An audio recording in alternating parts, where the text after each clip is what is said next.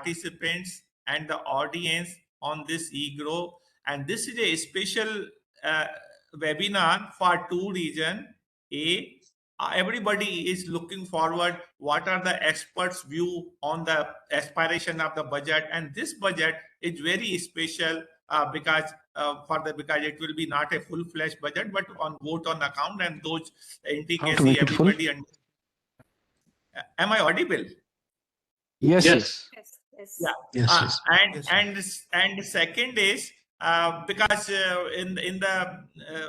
in the forthcoming election, general election, people's expectation also rise, and the government of the day also try to meet, because they also whatever they do for the welfare of the common people, they expect a return on their so-called investment. That is one point. Second, from EGROW's personal point of view, we are holding the 200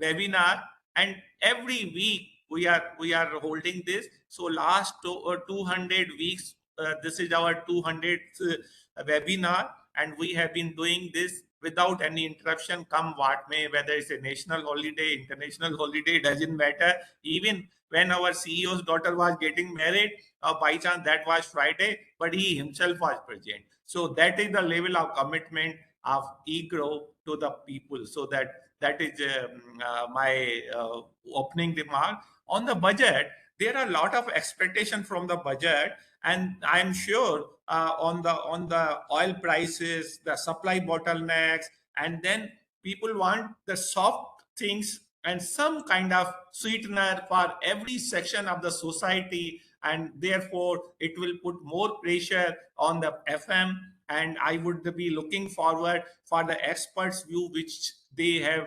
Every one of the panel has a rich experience in dealing with the budget, and they can foresee, they know what is to come.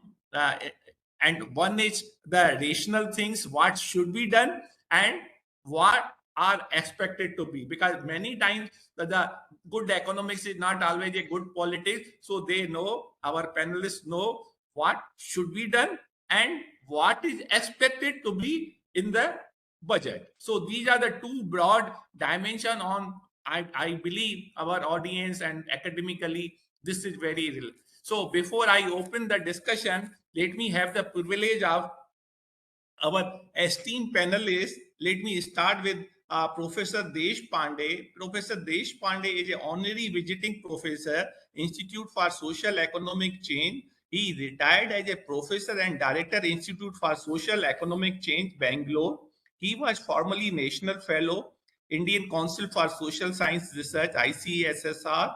He was also initiator of the proposal and founding director of Bangalore, Dr. B.R. Ambedkar School of Economics, Bangalore. Earlier, Dr. Deshpande steered the mega study of farmers at the Millennium. And that is very close to my heart because I served as a chairman CACP. And so agriculture is very close to me. Towards the end, I will also say a few words about the agriculture, and completed many research studies. He was also architect of Karnataka's agriculture policy 2006 and chaired many policy bodies in agriculture sector of Karnataka. Dr. Deshpande has authored 22 books and more than 120 research papers. That's our academic credential. Professor Deshpande has shown significant interest in the budgetary studies. He worked as a consultant to the World Bank, Asian Development Bank, and he is the recipient of many awards and gold medals, especially PNASF Gold Medal for Agriculture Policy. He is Fellow of Indian Society of Agriculture Economics and Fellow of Karnataka Science and Technology Academy. Let me turn to Professor Upinder Sawhney. She is the professor, chairperson, and coordinator of UGC Special Assistance Program at Department of Economics, Punjab University, and a Fulbright Nehru Fellow. She also served as a convener, Jawaharlal Nehru Chair, and Dr. Manmohan Singh Chair at the Punjab University since April 2016. She was a member of Regional Advisory Group at NABARD and has taught a course on intercultural management, development process of the Indian economy at the University of Germany. Pinaki Chakraborty, I don't know whether he is there. Vivek? Dr. Pinaki is there? Or I will I can see him. Yeah, okay. He's here.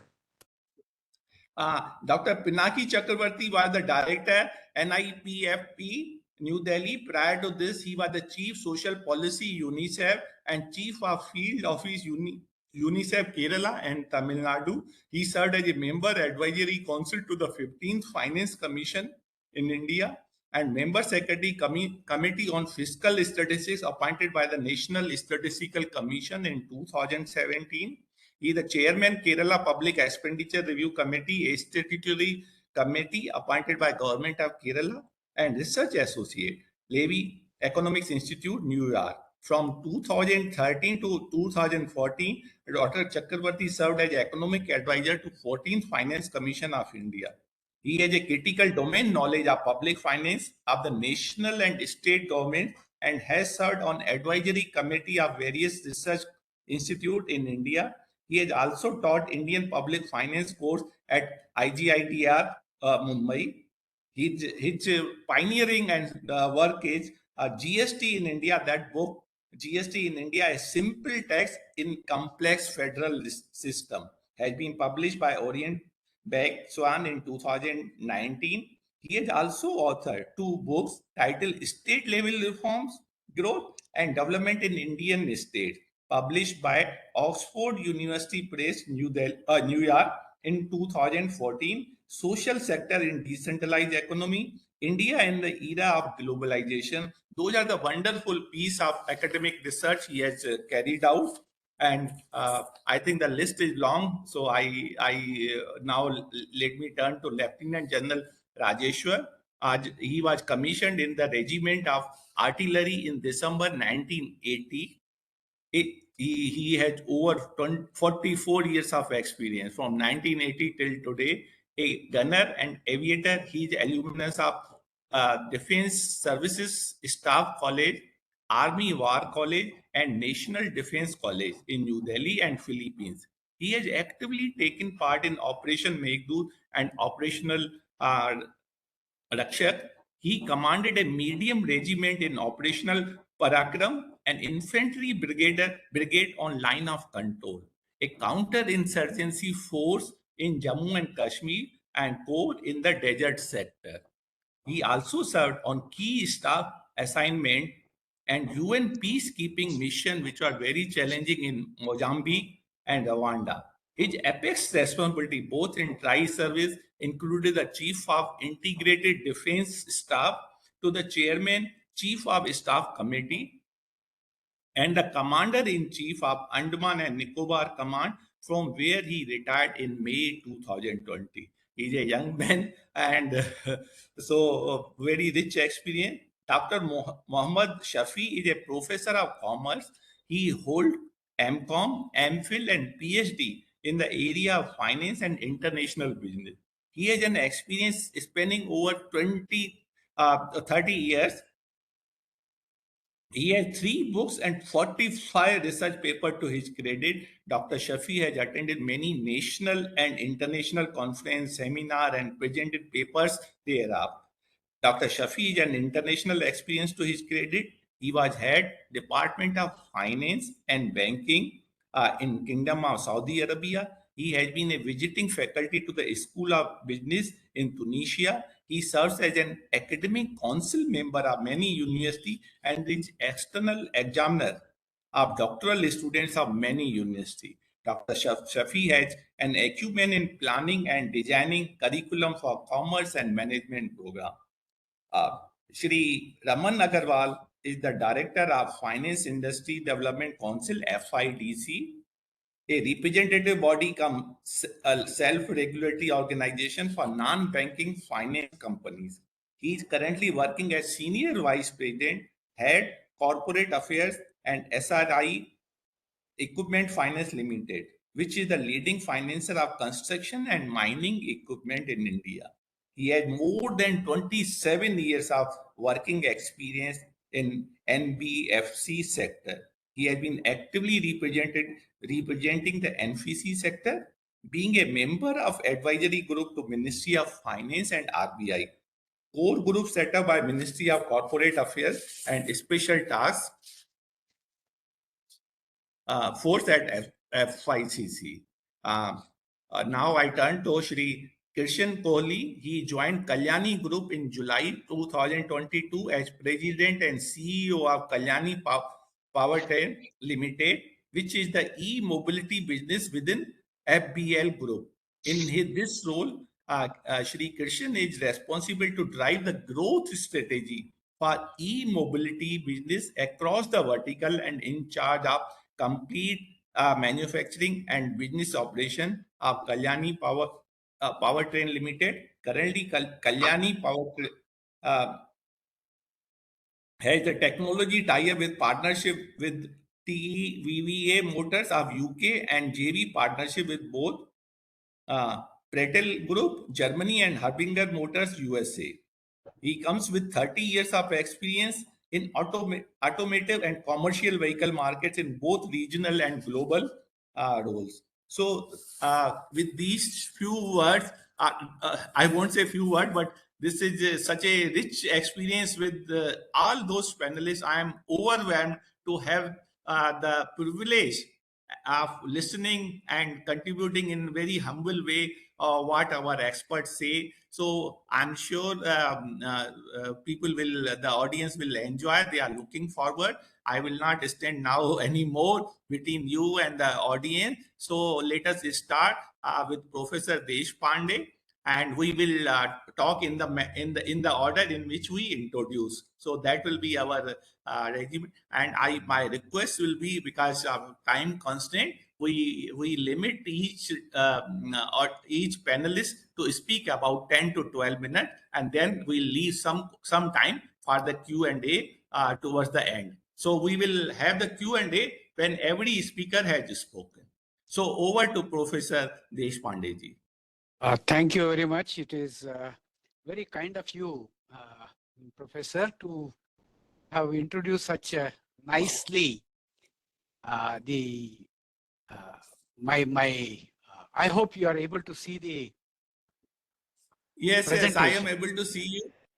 Okay. Presentation, no, not okay. Yes, it has started now. Okay. Let me start with, I have been introduced as an agriculture economist. Yes, agriculture economics is my roti, and I achieved everything in that. But I never learned agriculture economics in any classroom throughout my life. I'm a science student, went to economics, and then worked in agriculture economics much later. But then public finance is my love. And public finance is my love since 1974. With maybe 1 or 2 gaps, I have been analyzing budgets. I have only 10 minutes in front of me, so I'll go a little bit quicker. Okay. Now, the background of the next budget is 1, inflation, unemployment, growth initiatives, and all of you are well versed with these problems. Sectoral imbalances, the fiscal discipline, especially the mounting debt, what Pinaki has written recently, and in order to improve the fiscal performance, continuing the ongoing scheme, because something is stopped in India, it really makes a big problem. The first initial thing will be inclusive development in order that now onwards, whatever has been promised, digital economy, agriculture accelerator, enhancing the productivity, all that need to be taken. All that need to be taken together, especially the schemes which have been declared in the earlier budgets. These have to be taken together. Now, what are the important challenge? The important challenge is reaching the last mile. The efforts like aspirational districts, block programs, Pradhan Mantri Vulnerable Tribal Group, Eklavya model, water for drought-prone regions, PM Awas Yojana, Bharat Shared Repository inscriptions, support for poor prisoners. Everything was said earlier in the budget. But then, have we really crossed that last mile? Have you reached that last mile? In everything, there are not one, there are quite a few question marks where the implementation has not been significantly good. Now, capital investment as a driver of growth, we have been taking it and we have been doing it, but has it created the jobs as required? It has created jobs which are largely the temporary manpower. Effective capital expenditure. It's essential that capital expenditure has to be effective so that the growth initiative comes in. Support to the state government. I think one of the major step was taken that 50 years non-interest loan was given to the state governments. Whether that is going to be a problematic, harmonized master list for infrastructure, railways, logistics. We have been making significant progress in the infrastructure and investment. We need to go a few steps ahead, like the unleashing the potential even further. And in the unleashing potential, I have listed out a few things. The especially only two things I'll emphasize. Number one is MSME sector. Number two, state support mission. The state governments in the federal system, we need to take the state government along with us. And the next thing is the e-governance. What have we done? And are we really foolproof in e-governance, or we are going to deal with the cyber crimes significantly large? Now, let me tell you one thing, is that most of the budgets I have analyzed have a trend. And these trends continue to be there as and how the political bosses leads it.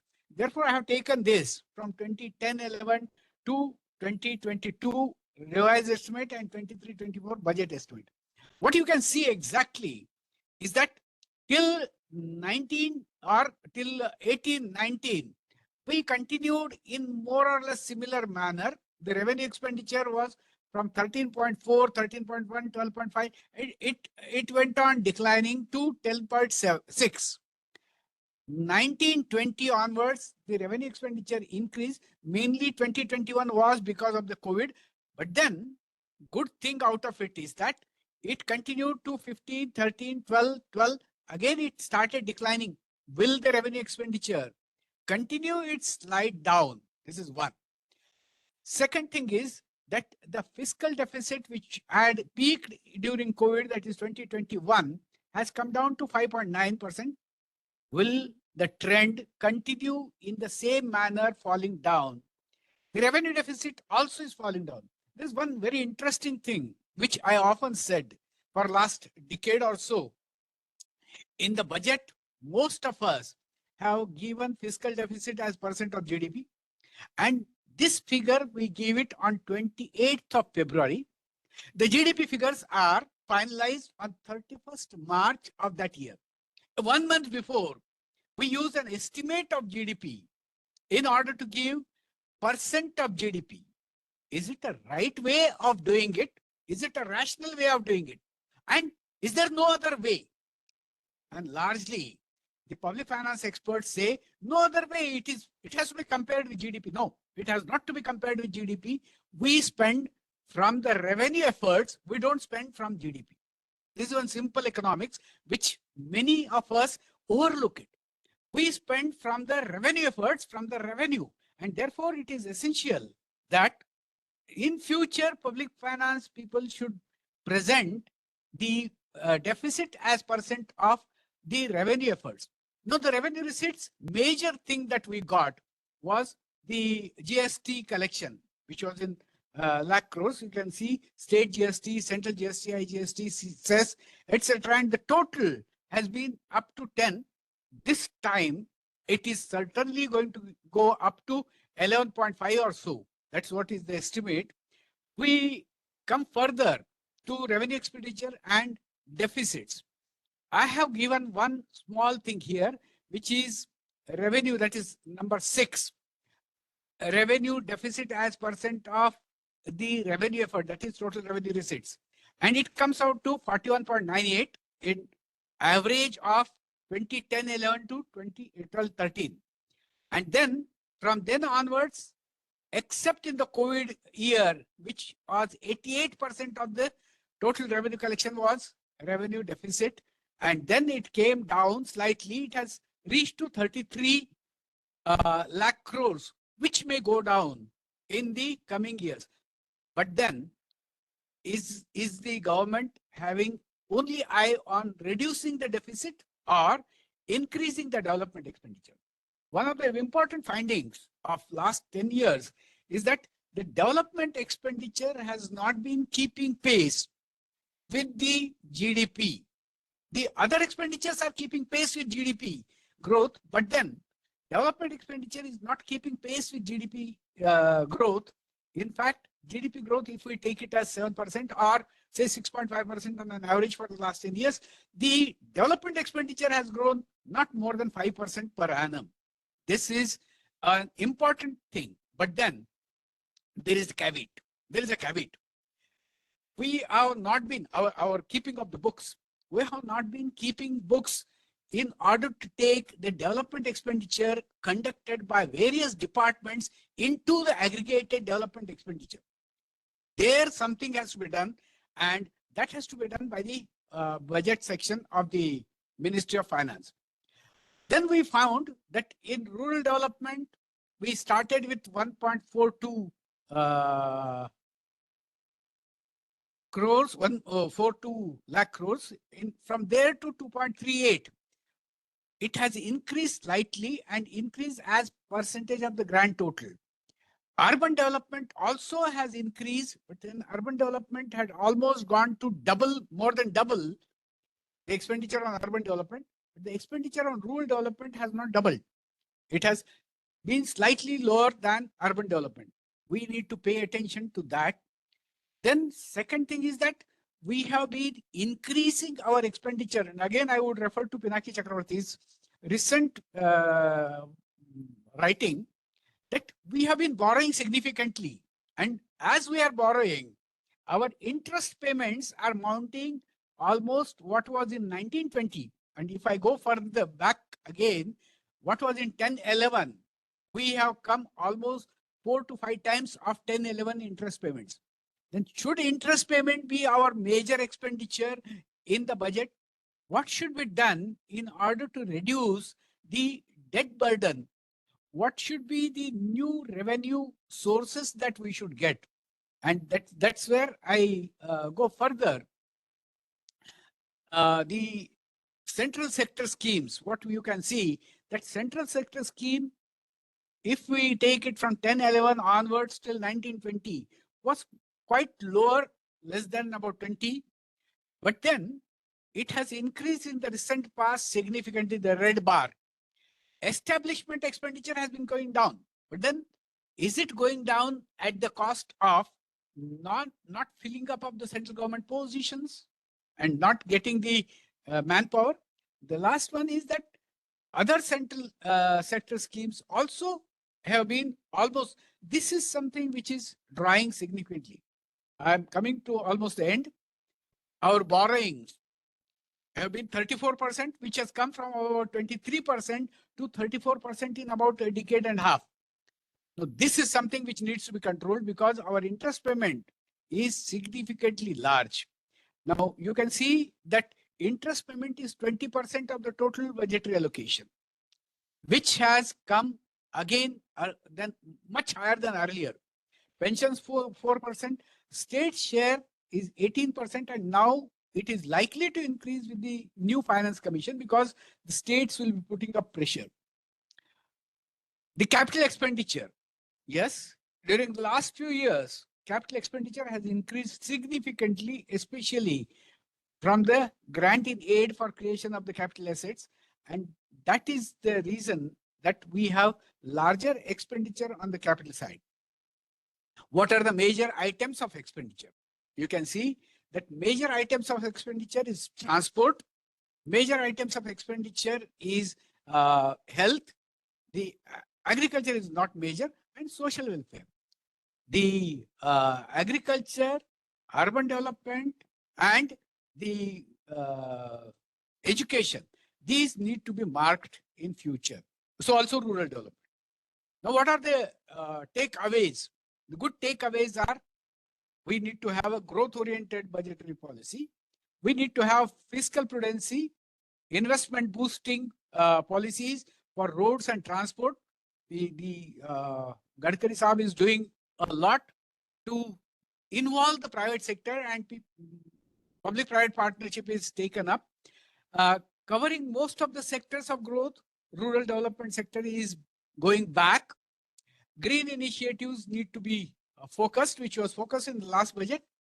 Then the budget has to be middle class friendly, because a large number of taxpayers say that we pay the tax, but then money goes to the other people who are non-deserving. The issues need attention is direct employment schemes. MGNREGS has been drawing from the resources for over long. It is high time now to institutionalize MGNREGS permanently, so that employment creation is also done and people feel that they got a job. This can be done on the model of land army scheme, which was there operating in Karnataka. The MGNREGS workers work on the given work. Now create a land army, create a labor army, which will be available with the state government and provided to the private contractors by the state government, giving guarantee that their payment is received by the state government and paid to them. This will stop the exploitation of the laborers by the contractors. Second, it will give a permanent job to the laborers who migrate from rural areas to urban areas. Agriculture emphasis is needed, rural emphasis. And then last one is we need to rethink about the food subsidy. With these things, I thank you all. Exactly 10 minutes. Open for questions. We give the questions towards the end, when every panelist has spoken, that we would follow that practice which we have been doing for. But let me give the few takeaway from Professor Deshpande's presentation. It was a very good, and he has really touched all aspects of the budget which one expects, and the emphasis on the agriculture, the rationalization of allocation for MG Narega, the middle class expectation, and then growth oriented budget. So he has touched very comprehensively all the sectors and all the nodes of the budget. And he also I was very happy to see he mentioned about the mission Karam Yogi, which he very passing reference to the mission Karam Yogi. That is also the flavor of the day. And I always connect the mission Karam Yogi, what people, the political analysts talk of, the anti-incumbency. It has close relation with the mission Karam Yogi. To me, anti-incumbency is nothing but a signal to the government that the service delivery they are delivering is not up to the standard. And here the role of mission Karam Yogi. So with these few words, now I request Professor Upinder Sawhney, kindly do this. I know you are going to present very important things. So my request will be, please confine to 10 to 12 minutes so that other panelists also get time, and we are left with some time for the Q&A. Over to Professor Upinder ji. Thank you, Mr. Vishandass. Am I audible? Am I audible? Yes. You are. Kindly carry on. Okay. Dr. Deshpande has given a very comprehensive account of the trends in the budget as well as the expectations from the new budget. I will only be touching upon a few points. Now, as both the speakers before me have said, that it is an interim budget, and there are general elections which are going to take place. So considering that, the general mood in the country is that the present government will be continuing, and therefore the finance minister has two options, that either she doesn't give much importance to the interim budget and saves everything for the full budget. But I think since the continuation is likely to be there, therefore she will be touching upon most of the points in the interim budget itself. So the prevailing situation is that the general election is at the door and the inflation has also been there.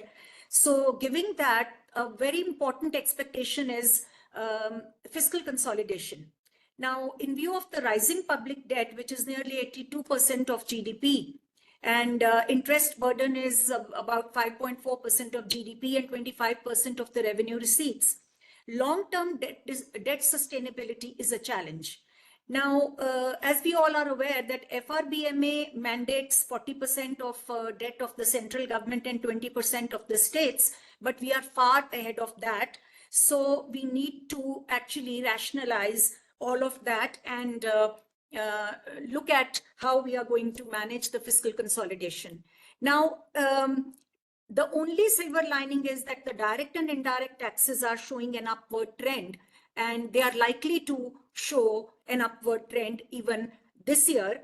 So certain populist measures which are going to be a part of this budget probably will be maybe taken care of, but as far as I'm concerned, populist measures must be shunned, but that is not expected this year. The other thing is, which Dr. Deshpande has already emphasized, that there has been an increase in capital expenditure and which should go on. And there should also be the continuation of the support of the central government to the state governments for capital expenditure. Now, this is something which is very, very important, because even though the public debt is increasing, we still need to balance it by increasing the allocations for capital expenditure. So there is a dire need for fiscal discipline, and we must, the FM must work towards creating a sustainable fiscal climate. Now, here, one of the points which I would like to mention is that disinvestment in our country has been a sore point since the beginning of the economic reform program. So even as per the target of the last year, the allocation from, the expectation of realization from disinvestment was 51,000 crore, and the actual realization is only about 20%. Now, this really upsets the maths, which is there at the end of the year. So this is one area in which non-tax revenue can be mopped up, but has not really been a very successful aspect of our overall economic reform program. So a prudent target should be set, and because a higher aim would actually upset the allocations. Now, another area in which we need to focus is the external sector, because we have seen that there are recessionary conditions in Europe, and the export growth has slowed down a bit. And the geopolitical situation which is prevailing in the world at this point of time has also increased the freight charges, and we need to look at the exports the exports have become more expensive, so we need to pay some attention to this sector and incentivize this sector.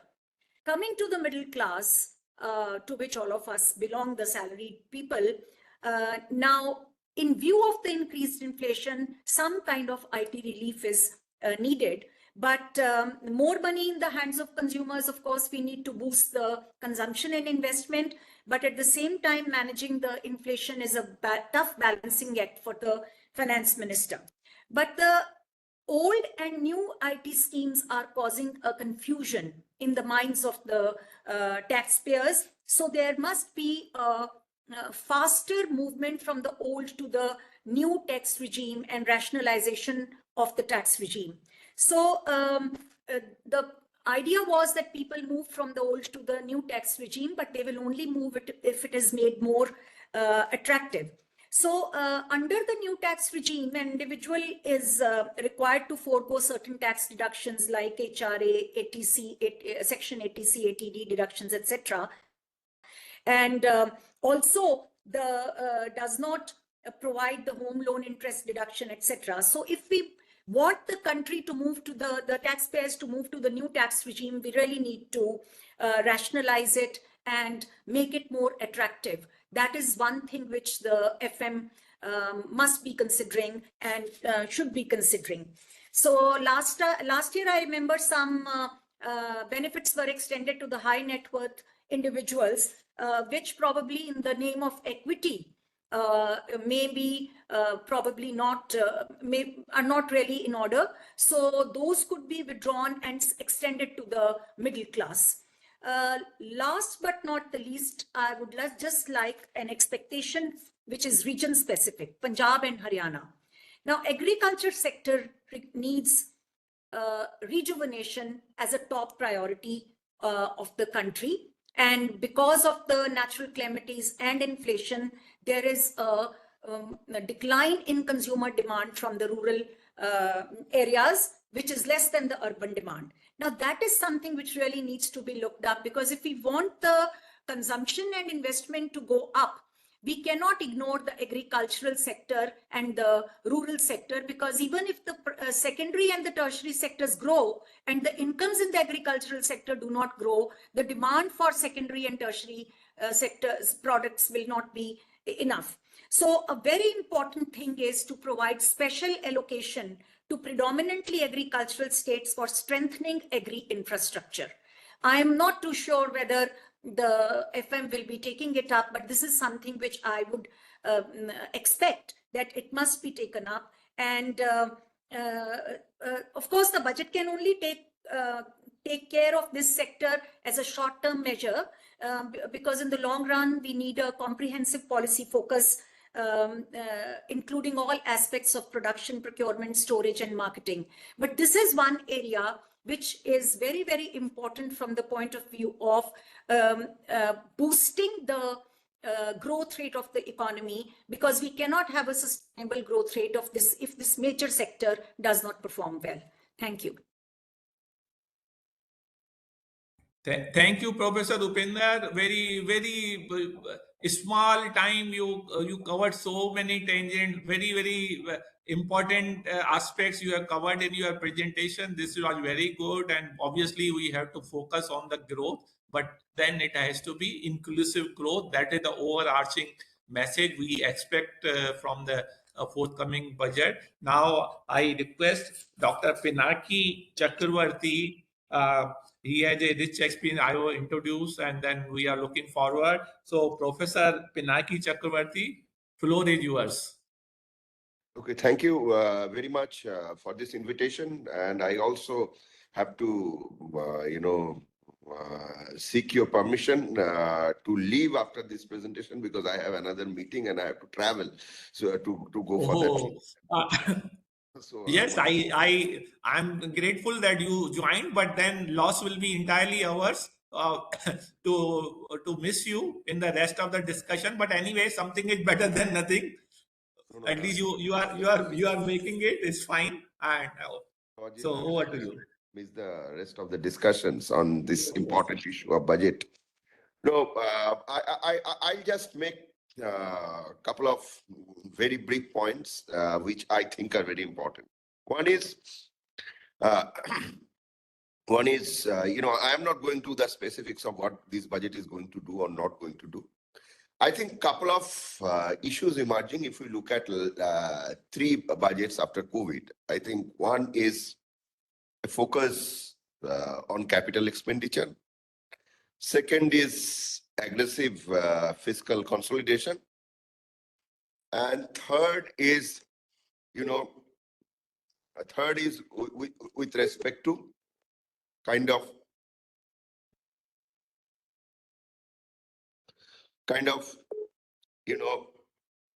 insulate Indian economy, and attempt to insulate Indian economy from the turmoil that we see globally in terms of, Russia-Ukraine war, supply chain disruptions, volatility in crude, etc. So these macro uncertainties, which is happening elsewhere, I think as a macro insulation strategy, government will have to follow the path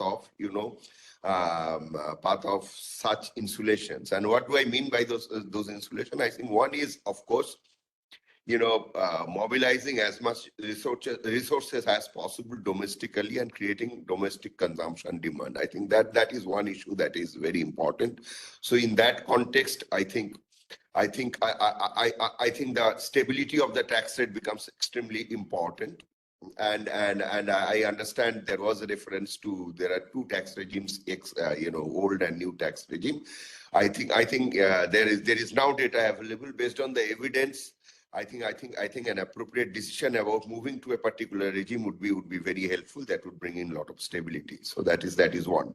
Second issue that I was thinking about insulating Indian economy from the global turmoil would also be the inflation. So inflation is not only locally generated, given that India is a large economy, emerging market economy, and global inflation has an impact on Indian inflation too. So management of inflation, which of course primarily the responsibility of RBI, but there is a fiscal route to inflation also. So the fiscal route to inflation would be through higher expenditure, etc.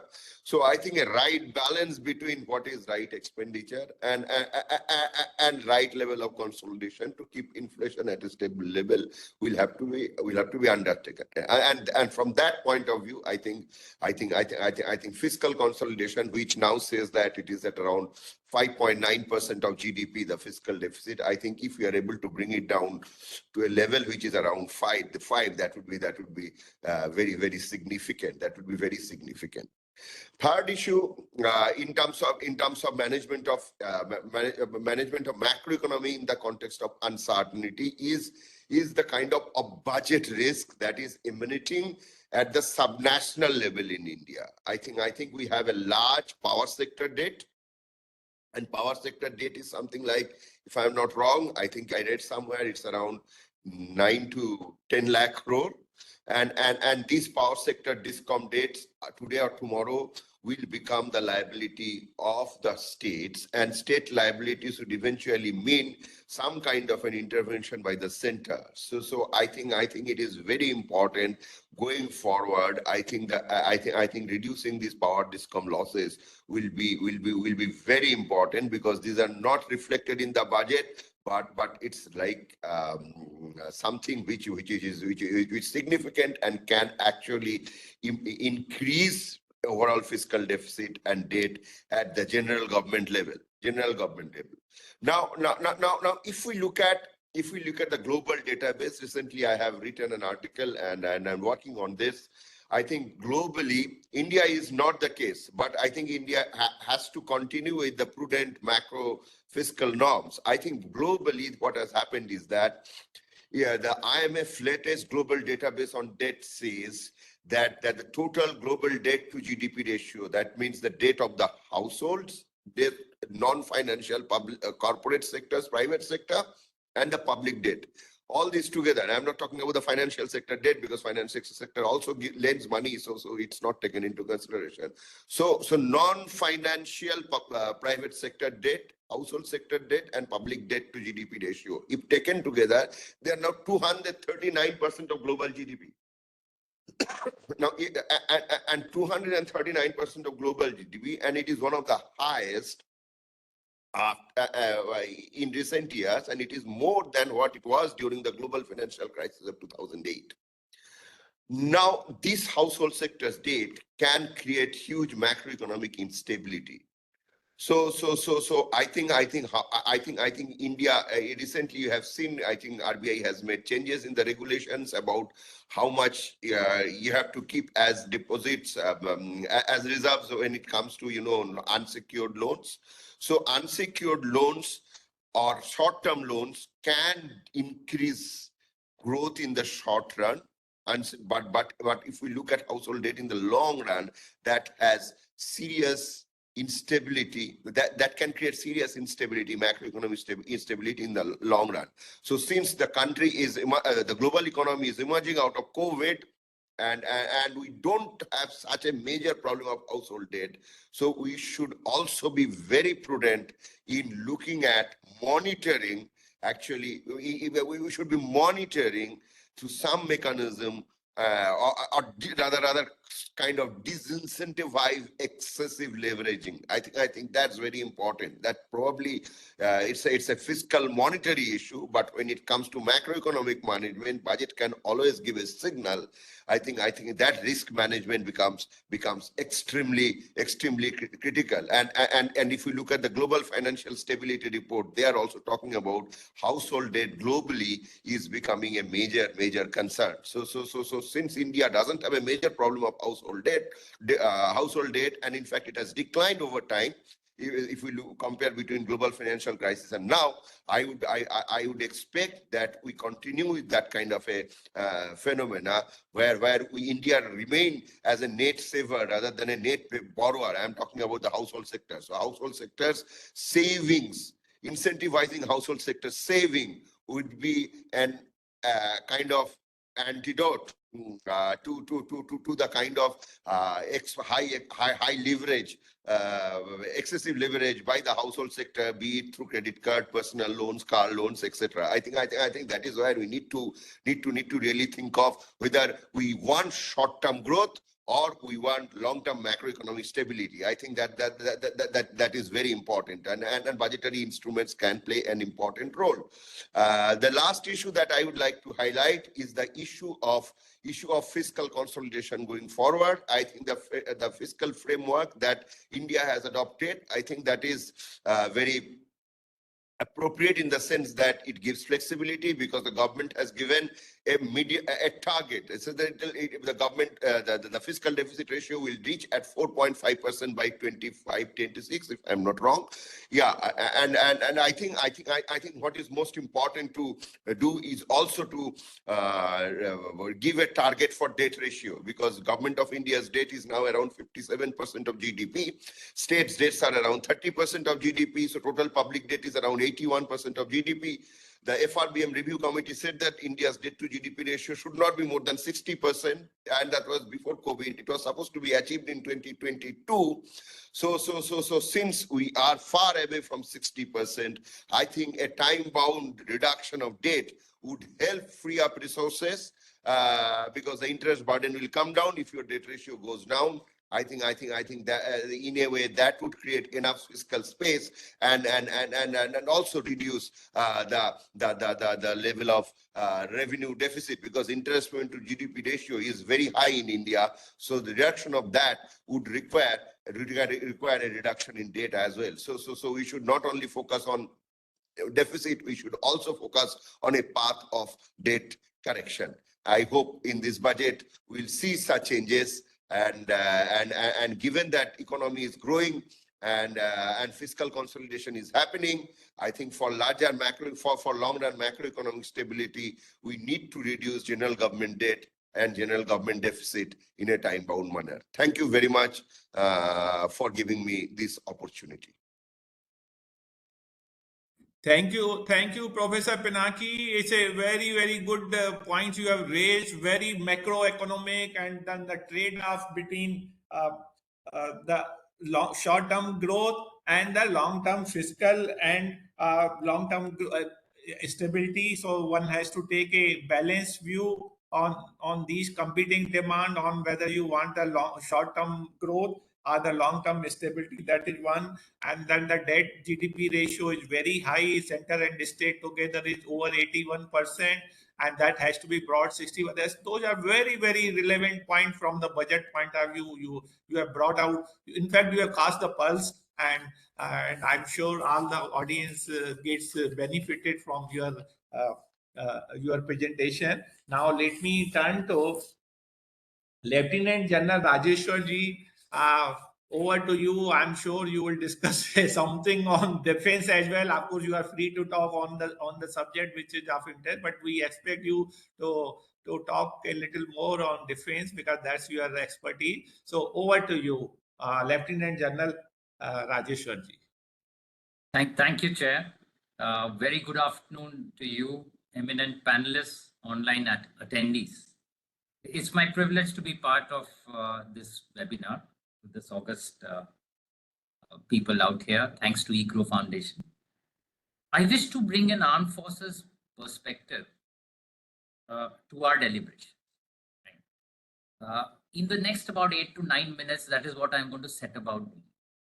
And I will operate from what I see as essentials of the budget to the defense, the requirements that I understand and I'll explain, and my expectations. Okay. Vivek, can you share the presentation?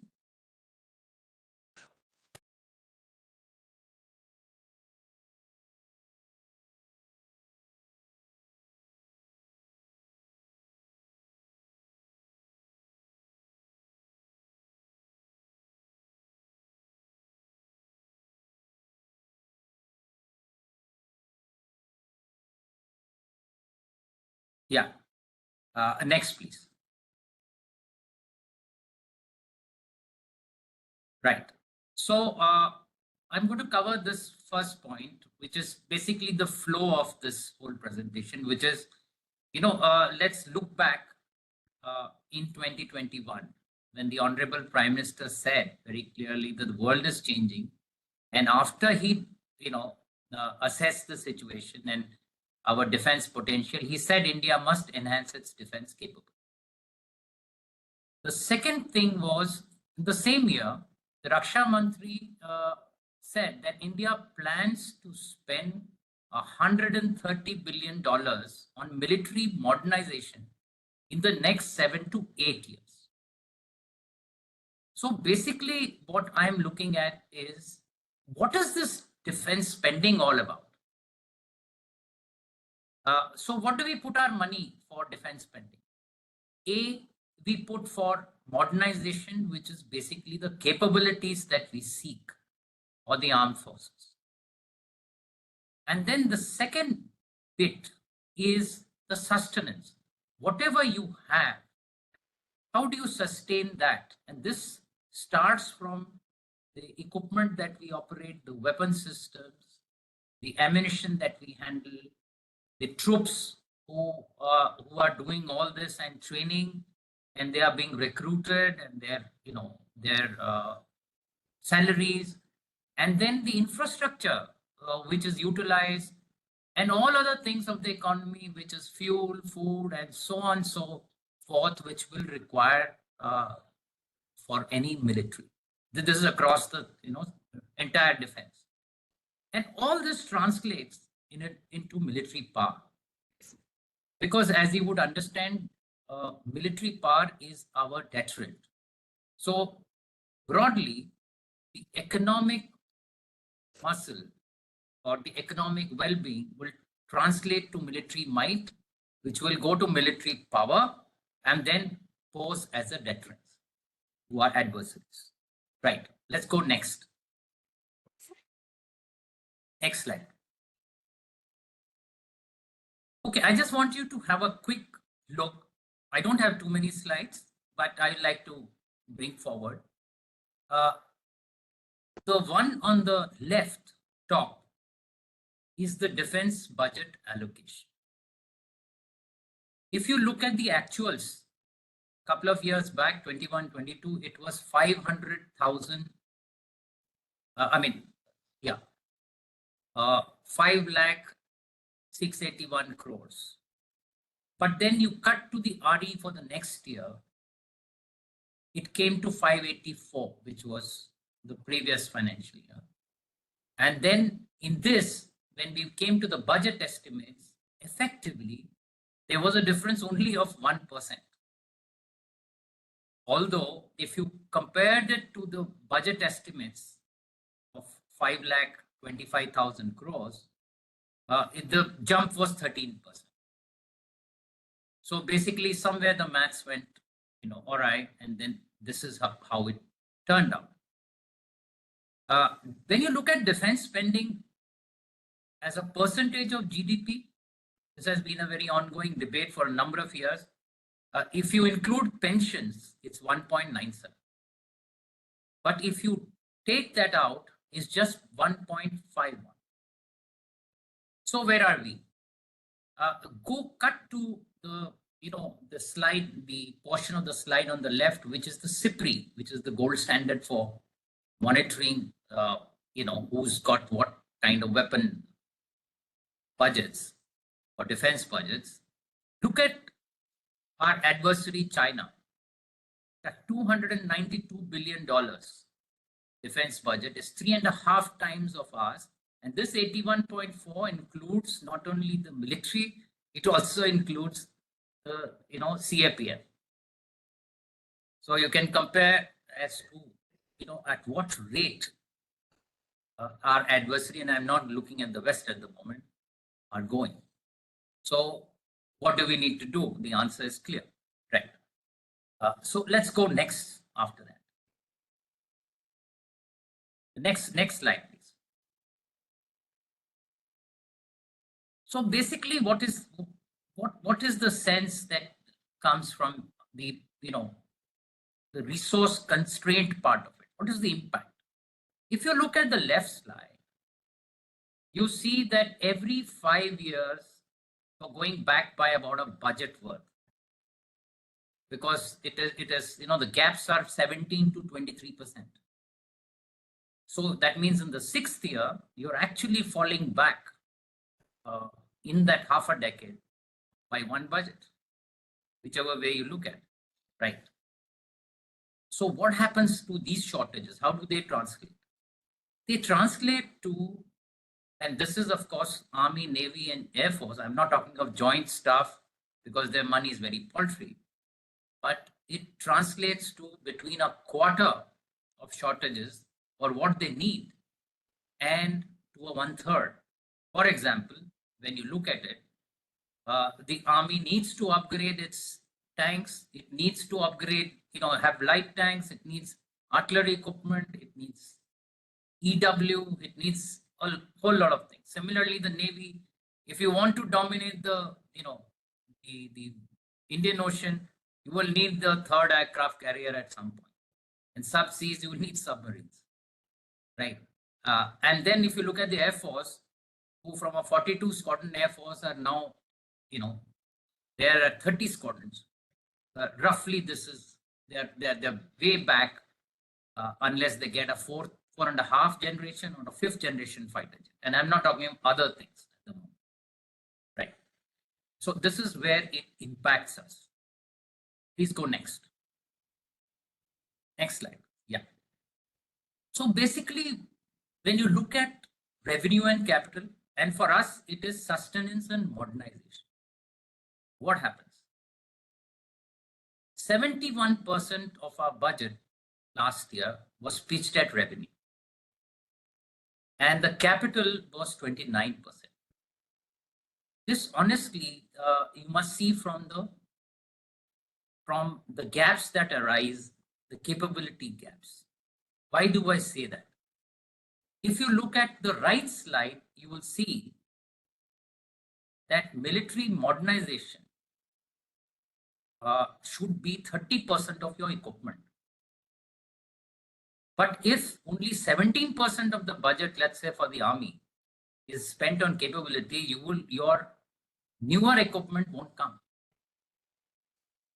Navy and Air Force, they are much better off, but yet there are big, huge gaps which are there in their existing inventories, which need to be made up. And all this you need to see from the time acquisition takes place. The average, and even when I was in service, was 3.5 years after an acceptance of necessity is given at the ministry level to acquire the thing. And then it is another thing, actually put the man behind the machine. For example, if you want to fly a Rafale fighter jet, how much time will you take the entire squadron to be operational? So where is your capability till you get that? So if this is going to be a protracted process, this needs fixing. That of course is a process, but the capability actually comes like that, right? And there's no gainsaying that to our west, we need the Navy to operate, and therefore they need that. To our north, you will need some kind of tripwire. So a lot of satellites, drones, and all that has to come. Then the cyber and space are going up, so that also needs funding. Right. Now let's go to the next. Next slide. Yeah. So what is my expectation? This is the last slide. So what is my expectations? If the last budget showed us a budget estimate of 5,93,000 plus, I'm looking at about 6,51,000, and I've given you the list because we have got physically deployed on a very large border, both to the west and the north, as you're aware. So that is an annual deployment. It needs to be sustained. And then, of course, these are either, the costs because of fuel prices, or they are because of inflation and so on. And also you need to chip in a package for joint service needs, which at the moment is very needed. Okay. So I come to the end. Next slide, please. Yeah. So I come to the end, and I just wanted you to have a look at a snapshot of an Australian think tank which said, okay, where does India stand as far as when they see comprehensive power? With that, I end. Thank you, Chair.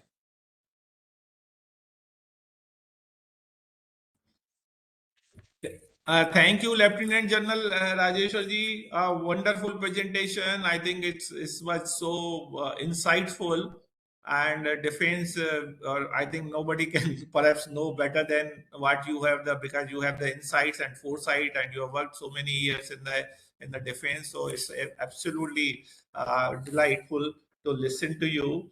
Now, may I now request Dr. Mohammed Shafi. We have introduced him, and from our Kashmir, he has done a lot of work on budget, and he has so many research papers. So, Professor Mohammed Shafi, over to you. Thank you, Dr. Ashok, and other respected panelists, viewers, EGROW fraternity. Good afternoon to all of you. Well, earlier I had thought that I would start my talk with the 7 priorities in which the last budget was curated. But I am thankful to Professor Professor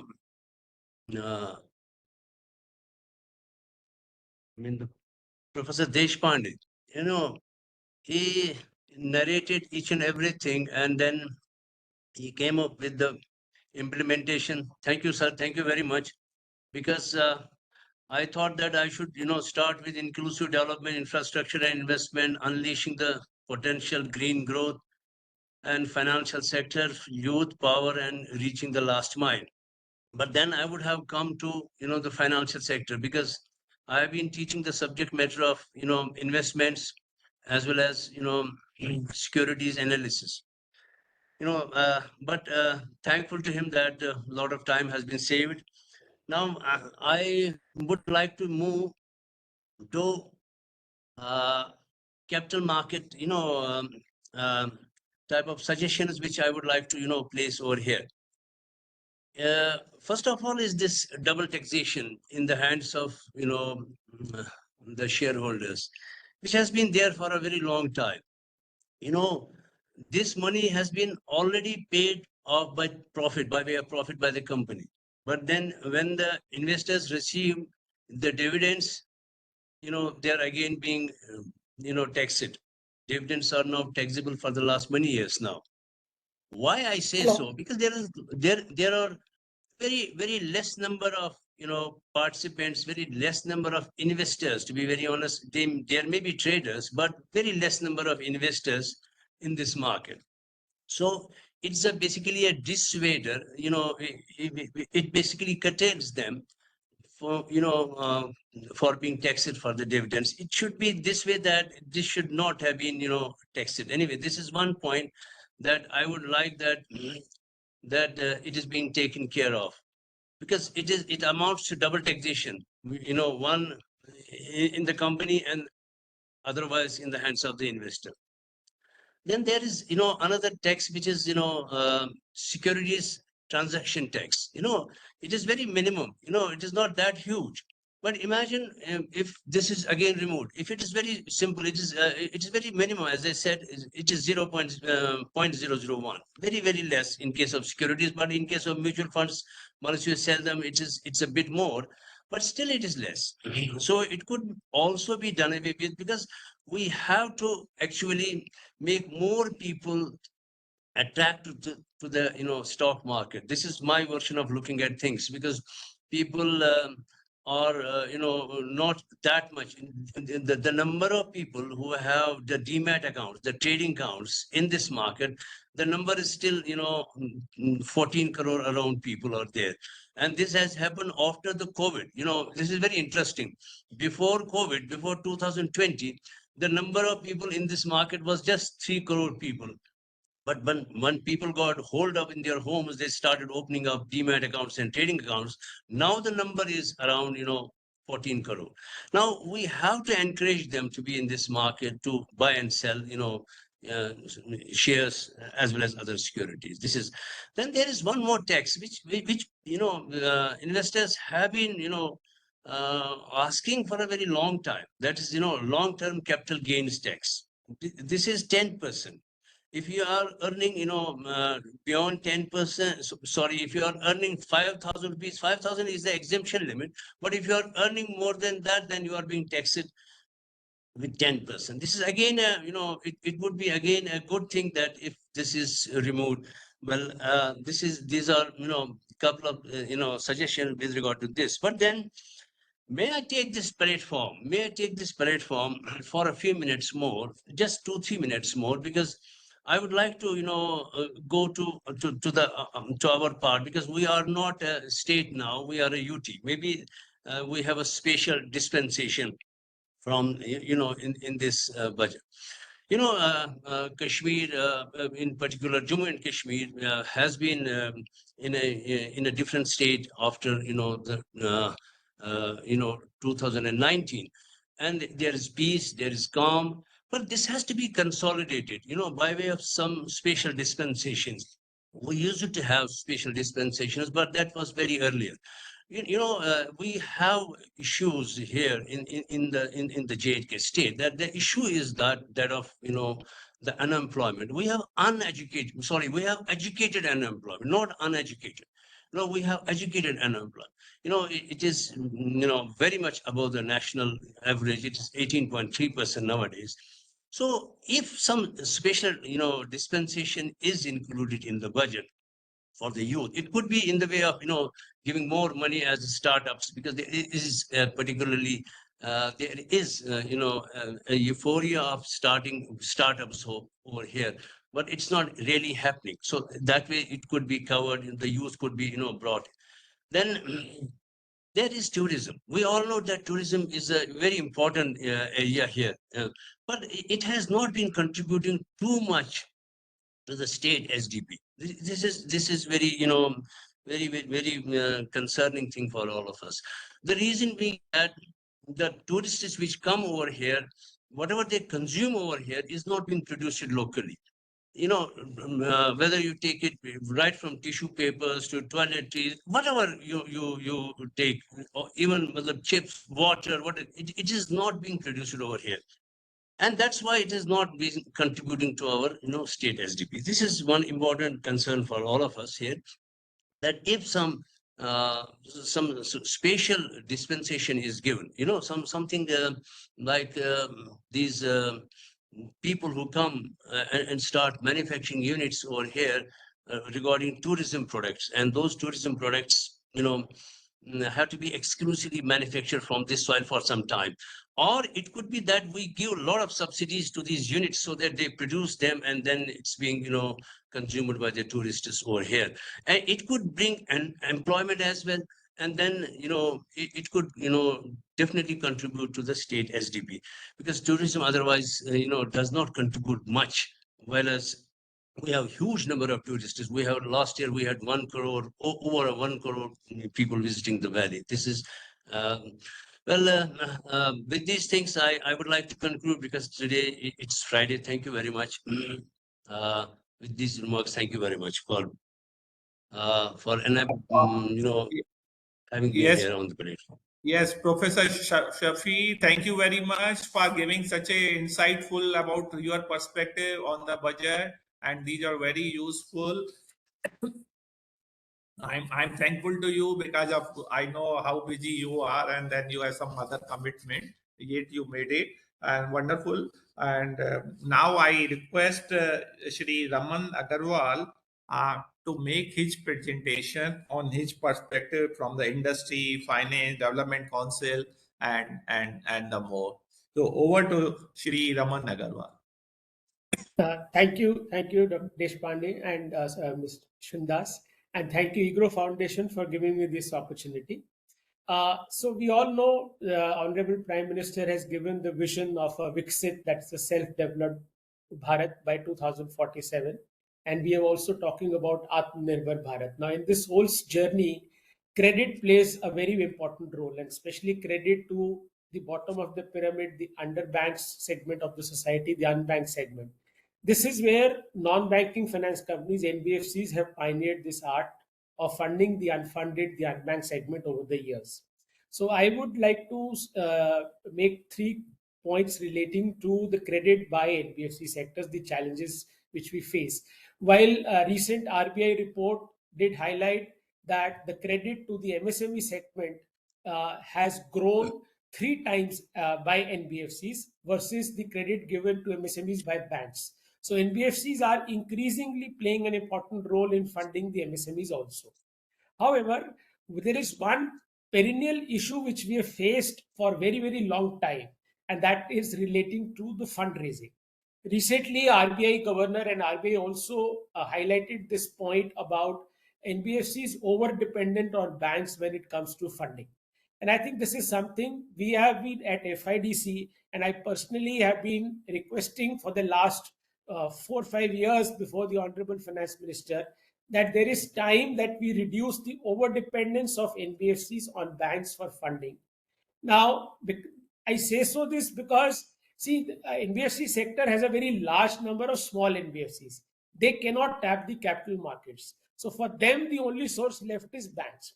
There is a strong need, and our request is to create a refinance window for NBFCs, just like you have National Housing Bank, which provides refinance to housing finance companies. Similarly, a refinance window, a refinance mechanism needs to be created so that NBFCs can tap funds based on the need and deliver it, provide credit to the MSMEs and the underbanked segment of the society. So this is something which is of prime importance. Number 2 issue is relating to, since now RBI, the regulation of NBFCs has been harmonized with that of banks, but there are certain issues, benefits relating to taxation and recovery, which are available to banks and other financial institutions and not available to NBFCs. That needs to be corrected. Third, we all know about a very excellent model of lending, co-lending, which was initiated by RBI, where banks and NBFCs come together and do a joint lending in the ratio of 80-20 to the same borrower. Now, this model has really taken up, and a lot of banks and NBFCs have shown interest. It is leading to a wonderful situation where credit to the priority sector is given. However, lately we have come across instances where the department has been raising demands for GST on this co-lending model. And what they're saying is that the interest rate differential between banks and NBFCs is perhaps a service which NBFCs are providing, which is not the case. So I think this needs to be corrected. Otherwise, the co-lending model, which is an excellent model and has started taking off, will suffer heavily. So these are the 3 key concerns. Finally, I'll make one quick point and a suggestion relating to the IBC or the Insolvency Bankruptcy Code. While we have seen that the IBC has worked well in providing resolution to the companies, including some of the financial sector companies, lately we saw resolutions of SHREI, we saw resolutions of DHFL. One very important point which has come to the light is that when it comes to the haircut, and the committee of creditors comprises of all the creditors, which is largely dominated by banks, but there are a lot of small retail creditors who have invested in bonds or debentures of a particular company. Now it has come to the notice that when it comes to haircut, the same amount of haircut is given to banks or to small retail investors. So if I may cite an example, latest in case of Shrey Infrastructure Finance, for example, the haircut was to the tune of 60%. Now imagine a small investor, an individual like you and me, who invests in debentures of a company out of his life savings, 60% haircut he suffers.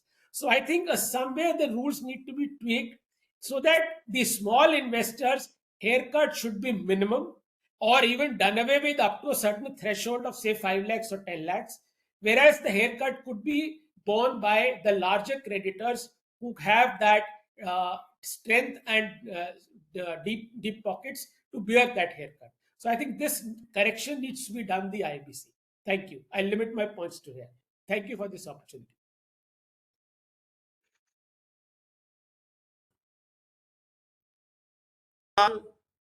Very different perspective from the industry point of view, from MSME, and that really complete. Now we finally turn to Shri Krishan Kohli ji. Kohli ji, we are looking forward to listen to your perspective and your expectation from the budget. Over to you. And after him, I'll make a few remarks on my agriculture towards the end after he finishes. And then we'll put the Q&A. So thank you, Dr. Ashok. I just want to check, I'm just sharing my screen. Can you see my screen? Well, we can see you yourself, but not the screen. Okay. इधर click करना पड़ेगा. हाँ, now share. Yes, now they can see. Yes. So you can see my screen now. Yes, definitely. Okay. So firstly, greetings from Kalyani Group, and I would. So I'm assuming we are still able to see my screen. So great inputs that we got from the academia, the policymakers, defense forces. So now I'll actually share a perspective from the industry viewpoint. But before that, I want to thank for the invitation, and I'm honored to be part of this panel discussion. Very important. Thank you, EGROW Foundation and Dr. Ashok Vishandass.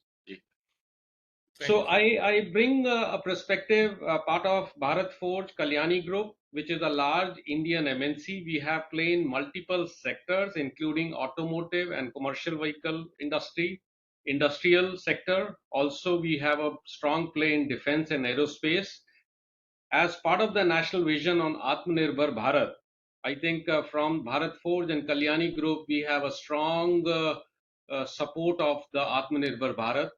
So with that, I bring in a perspective from the industry standpoint. So here, I think from a union budget standpoint, some key considerations that I want to bring attention to. Indian economy, we all know, is poised for a strong and sustainable growth. The $4 trillion of GDP slated for 2026, and with a very, very clear and confident target of achieving a 5 trillion the year after.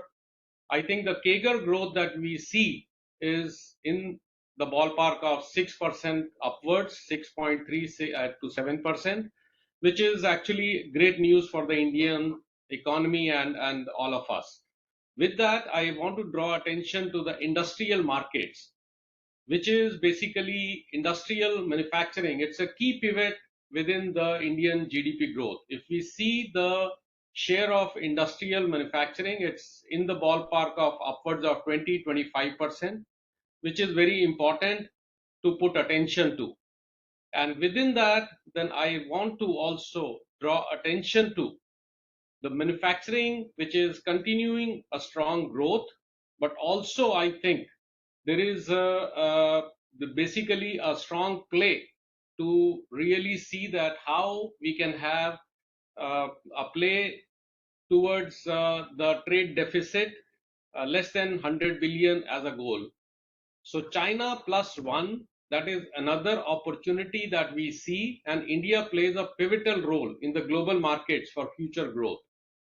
So basically, the key point that we want to address over here is Indian economy, the strong and sustainable growth, and industrial manufacturing, which plays a pivotal role in the GDP.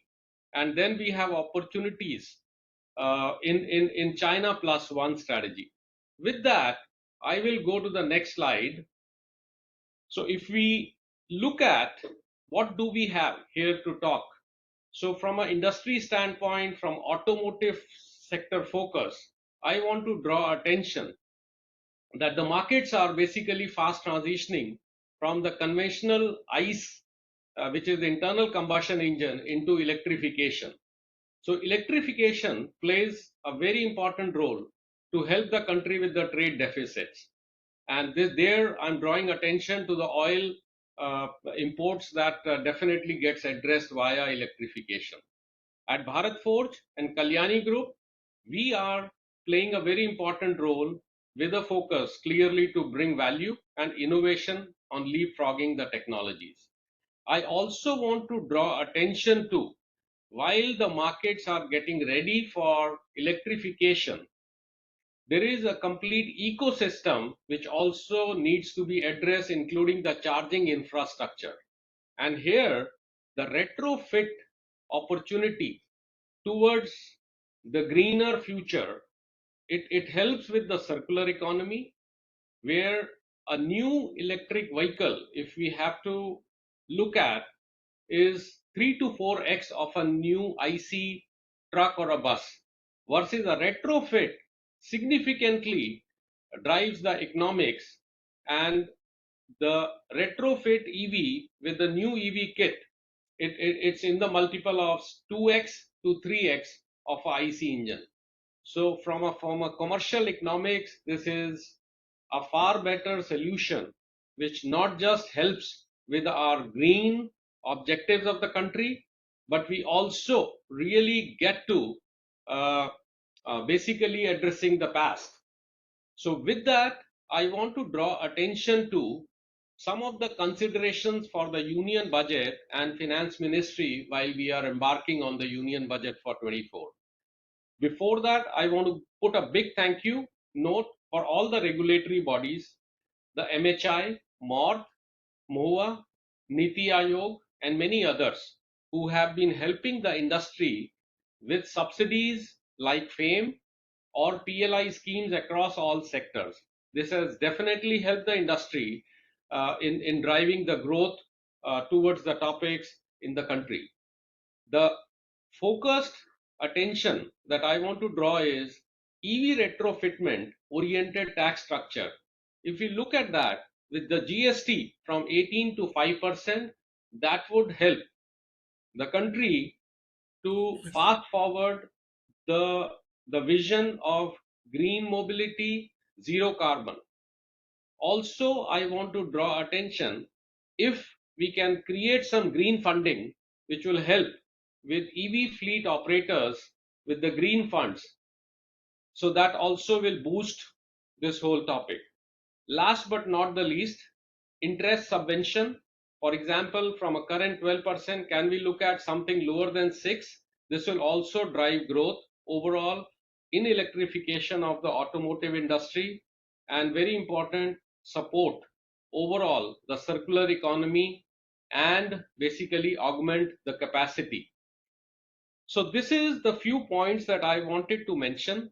With that, I would like to end the submission, and a big thank you from Kalyani Group and from the industry side of automotive. So thank you, Dr. Ashok and EGROW for this opportunity. Yeah, thank you, Mr.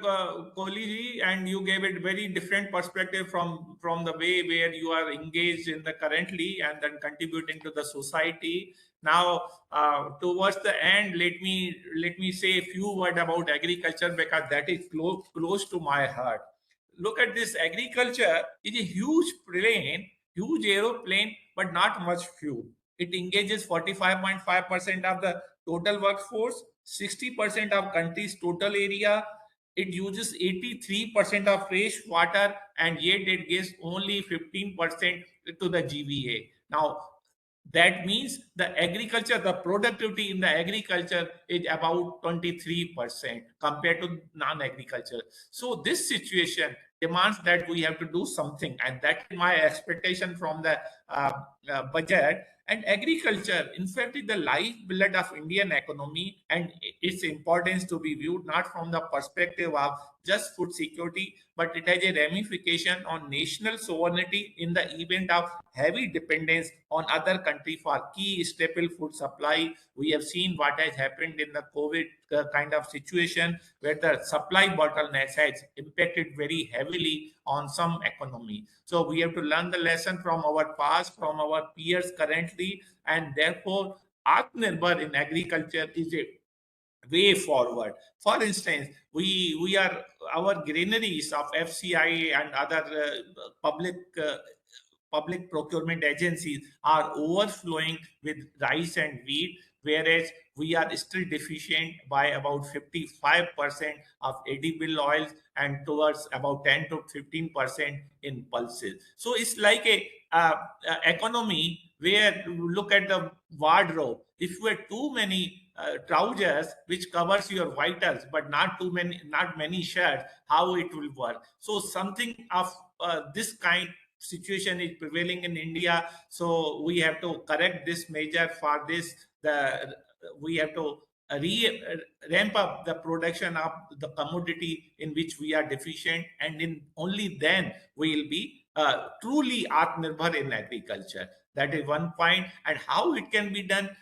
We have to move away from tonnage centric. That means we have been overemphasizing the production, but not on the farmer's income. We have to incentivize the farmers to grow the things which are required by the nation. So it has to be from farm to field, and that means your production, and the farmers have to produce those things which are demanded. So therefore, two things are to be said. We have to get the markets right and get the price right. And for this, it is very important. We have to work on this. Now, second thing, which is ignored, food security is one thing, but then food wastage, food loss and food wastages are very important elements of the food security. And I will distinguish between food waste, not much has been done, and food wastage connotes what was originally produced for human consumption, but then was discarded or was not consumed by human. This includes food that is spoiled prior to disposal, and the food was still edible when thrown away. In contrast, food loss occurs when production, post-harvesting, processing stages of the food chain. Food wastage is more directly linked with the consumer behavior, while waste entails responsibility as it is avoidable. But loss implies a lack of control and therefore lack of responsibility. You go to many lavish parties, whether it's a marriage anniversary or marriages or some other thing, go to Jodhpur or any Rajasthan, where there's, look at after the ceremony is over, so much food is wasted. Now there are things which we can tap that food which is still edible, and we have to create food bank network, and that is very important, because the food saved is no less precious than the food produce. So, and food production requires a lot of domestic resource costs which entails, and we can use this food networking, and that will increase our food nourishment. And unfortunately, the India's position in the global hunger index is not very is something on which perhaps we cannot be proud of. So we have to do something on food, creating the food network banking on so that food waste is avoided and food loss also is avoided. And then we have to, emphasis has to be laid on the farmers' income and not the on tonnage centric. And then produce in a manner so that we are food the food secure country in true sense of the term. So with these few words, my expectation are that the government will act into, and my co-panelists also emphasize the importance of agriculture, because that generates the demand at the base. Only then secondary and tertiary sector perhaps will prosper. So when the base is okay, and it's something like launching the rocket. And now rocket is launched when from the bottom. That means at the bottom of the economy is the agriculture. So we have to make it correct, and then only the approach to it has to be multitude cross domain consideration, and therefore farmers welfare has to be brought to the center of development agenda to bring about a qualitative change in the lives of farmers in India. Only then Indian agrarian society can find renewed global predominance. So with these things, I stop. Now I open the discussion for any question answer. If somebody is there, want to ask some question, please raise your hand. And then if you want to direct your question to a specific panelist, please mention that. Yeah, please. May I speak, sir? Yes, yes, sure. Yeah. Oh, okay. So I the have problem raised is, my hand. yeah. This is I'm Dr. Singh. Actually, I'm working in Ahmedabad in one university. Now, problem is that now, because this is a very critical problem. While saying we are going to have a 5 trillion GDP by 27 or 28. But the current problem, if you see the problem of the country, there is a huge gap in the infrastructural development in urban and rural areas. That's why people are migrating from rural to urban area for the purpose of job, for the purpose of even living, and there are so many things. And fast urbanization, there is no end. Then how to divert the attention or how to divert the funds for the infrastructural development in the rural area, that should be given a priority in our budget. Otherwise, we will face a lot of problems, and even income inequalities, even food securities, all these are going to become a complex problem in near future. So this is my point, and then another point is also we have to think about how to give the equal opportunities to each, and it is written everywhere, even in our constitutions also gives the right to the equal opportunities to everyone. But rural peoples, rural areas, agrarian society people are not getting equal opportunities even to provide their suggestion for the policy framework. So that Okay. is required. That is required Mr. at Singh, this level. SN Singh, Mr. Singh, kindly keep brief. Your point is taken. So Yeah. any of the panelists would like to respond? I had a different point. Can I make it now? Yes, sure. Yes, please.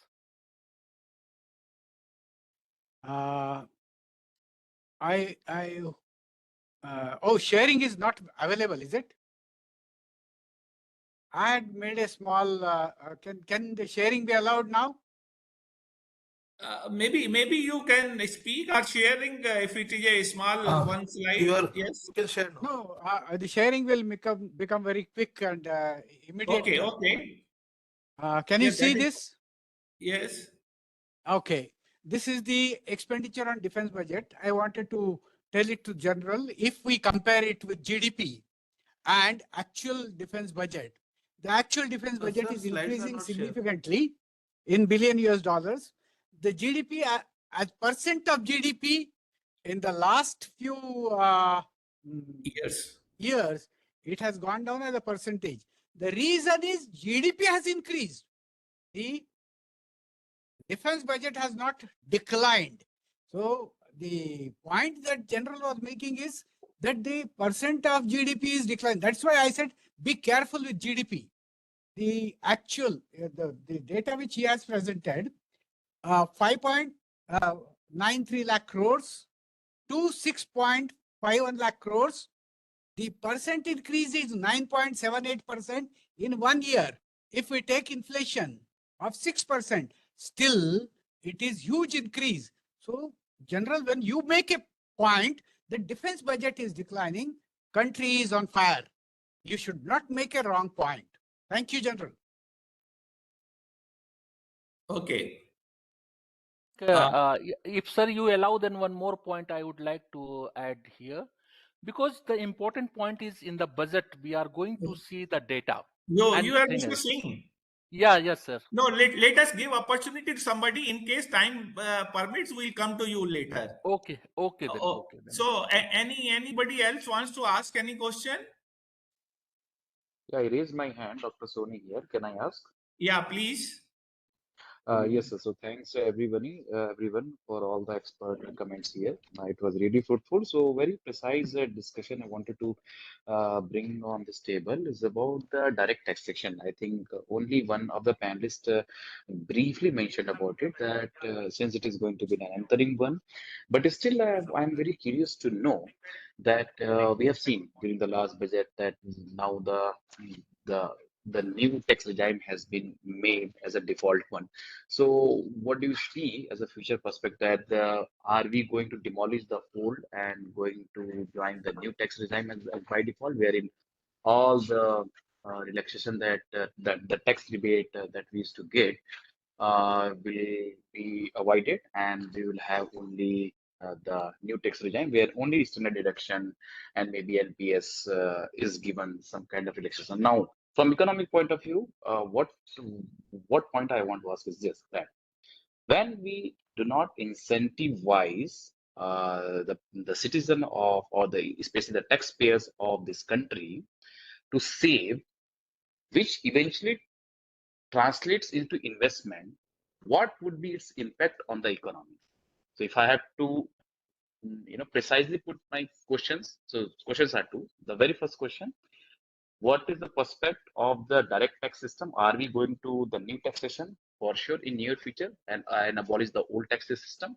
Second thing, if at all it is done, what would happen to the saving and subsequently the investment which comes out of the saving? So these are the questions. Thank you. So, and any of the panelists can answer.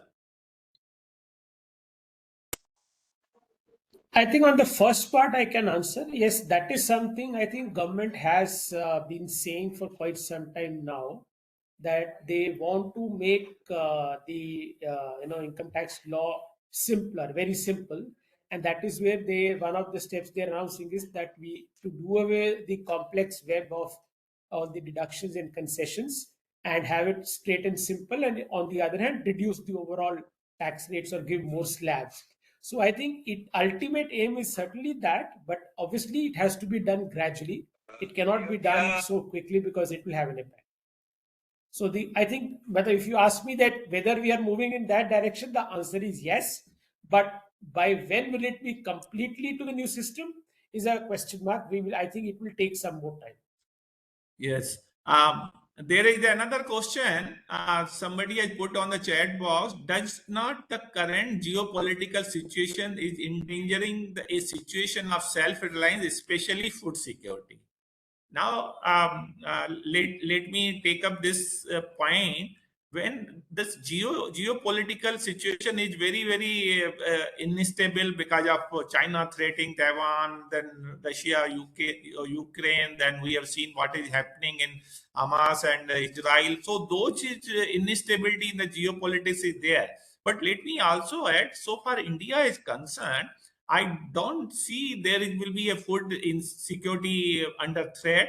Yes, some country might feel, and then because what is happening in the Red Sea, our ships and the transportation are not very safe. So those are putting challenges to India. But luckily, India is because its domestic production is sufficient to meet in most of our requirement. So we will not feel the pinch of that.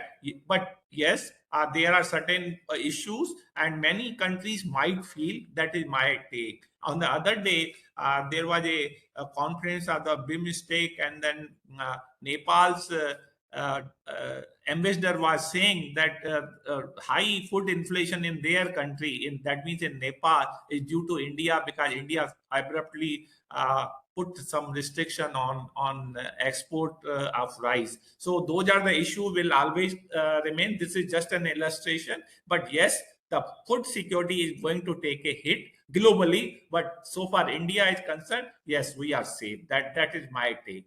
And then there is another question on insurance for all by 2047 being the aim of IRDAI and the government. Can we expect some concession for the insurance sector in the budget? So perhaps Professor Deshpande can handle this question.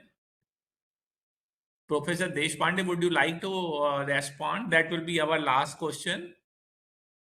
No, I did not get the question because question says insurance for am I audible now?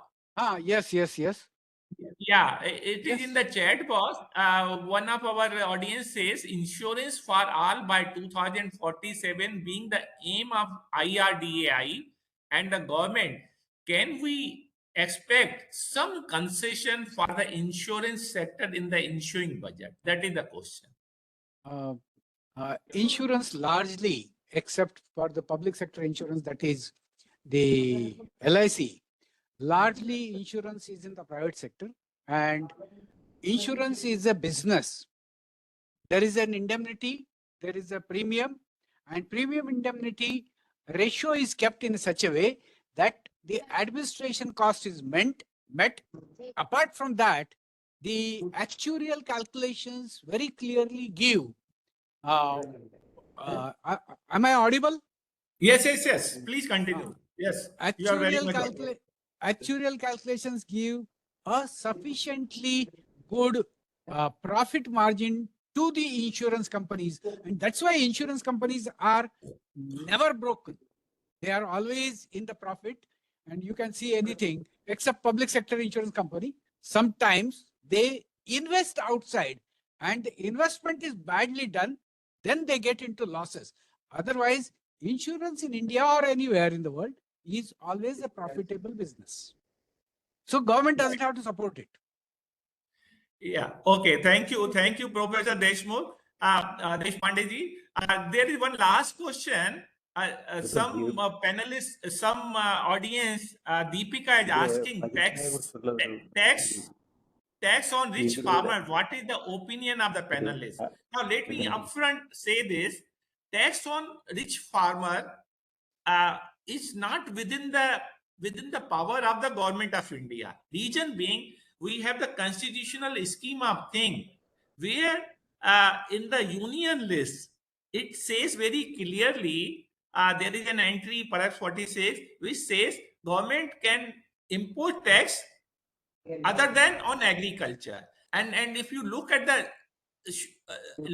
schedule 7, the state list, which is where the power to tax agriculture lies with the state. Now it has a political ramification if you tax a certain sector of the economy, which has not been done thus far, though it was tried many years ago and it was not very successful.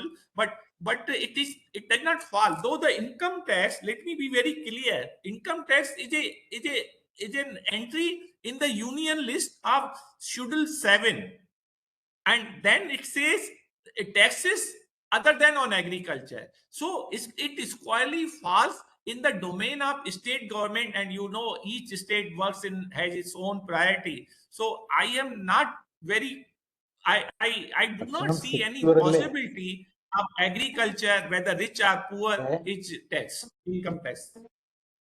Now, with these words, because all good things in life come to an end, and this lively discussion has to be, we have to put full stop on this, because we are. Can I make a point, please? Yes, Lieutenant General Rajeshwar. Yeah, thank you, Professor Deshpande, for your point. My point was not, it was just, what is the data? I just gave you the data. I gave you the data. I didn't say anything, yes. So my data about this PRS data, which I showed, is just a graphic. But what I meant to say is acknowledging the threats that we have and the capability gaps and the protracted time it takes to take capability. I made a pitch, and that was based on what is the current. Okay. I think the point Thank you is so much. yes, point is very clear. And what I was so telling, thank you. General Saab, what I was telling is comparing to GDP, because nobody spends out of GDP. Comparing to GDP, any expenditure is foolish because GDP is an estimate. And that's what the first point I made in my presentation. Agreed. When Agreed. something I is agree with you. estimated. No, Right. I think there is a problem because while seeing the budget, I'm always getting the confused. They are showing only the digital number. This is the expenses and this is the incomes, but they are not showing the methodology what they have adopted to estimate the value. So that is very important. They must have to show the that is in the methodology. background. No, that is in the No, background. but they are not showing how to know that. No, They are it not cannot showing. be They shown. must have to show. It, What are the it is- methodology they have adopted? That is It very is important. there. We should know at If- least. It is there and you have to study it.